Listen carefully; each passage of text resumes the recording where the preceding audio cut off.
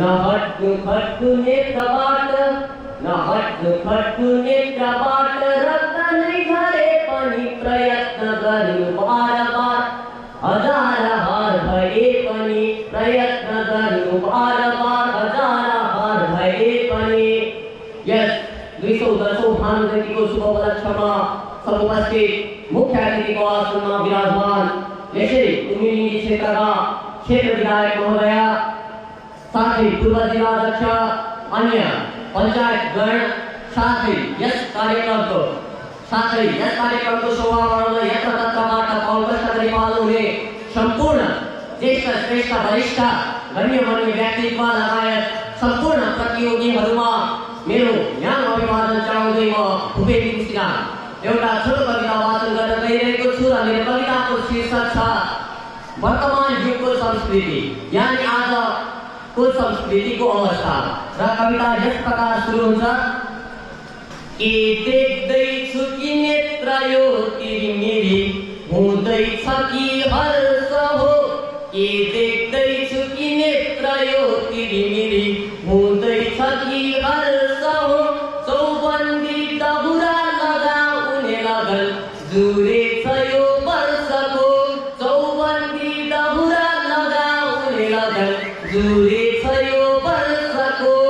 आएछौँ सब चट्ट पहिरन बेरी साक्षात भानु पनि आएछौँ सब चट्ट पहिरन बेरी साक्षात भानु पनि बोल्दै मात्र हुँदैन वर्ष दिनमा संस्कार बचाऊ भनी बोल्दै मात्र हुँदैन वर्ष दिनमा संस्कार बचाऊ भनी आफ्नो वेशभूषा लुकाई गरे पहिचान भुल्दैछ रे आफ्नो वेशभूषा लुकाई गरे पहिचान भुल्दैछ रे याकी सुन्दर सभ्यता कति कता पाश्चात्य डुल्दैछ रे याकी सुन्दर सभ्यता कति कता पाश्चात्य डुल्दैछ रे पुर्खाको इतिहास लज्जित भयो थोत्रो पिँढीको गति पुर्खाको इतिहास लज्जित भयो थोत्रो पिँढीको गति भाका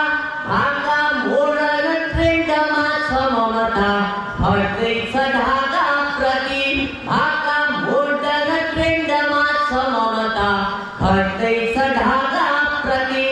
संस्कृति पनि अल्पियो समयमा नौलो रीति झल्कियो संस्कृति पनि अल्पियो समयमा नौलो रीति झल्कियो आफ्ना पर्व प्रथा भुलेर जमाना अर्कैतिर पल्कियो आफ्ना पर्व प्रथा भुलेर जमाना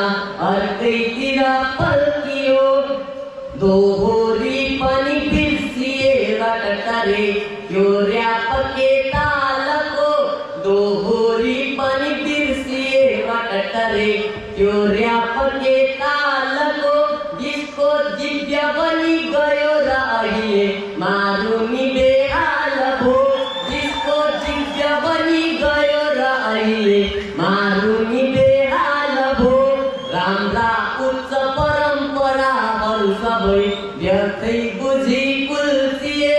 राम्रा उच्च परम्पराहरू सबै व्यर्थै बुझी कुल्चिए बेग्लै कुच्च रिवाज मान्न किन खै पुस्ता नयाँ उल्किए बेग्लै कुच्च रिवाज मान्न किन खै पुस्ता नयाँ उल्किए हो यस्तो परिवेशको असरले साहित्य बेकार भो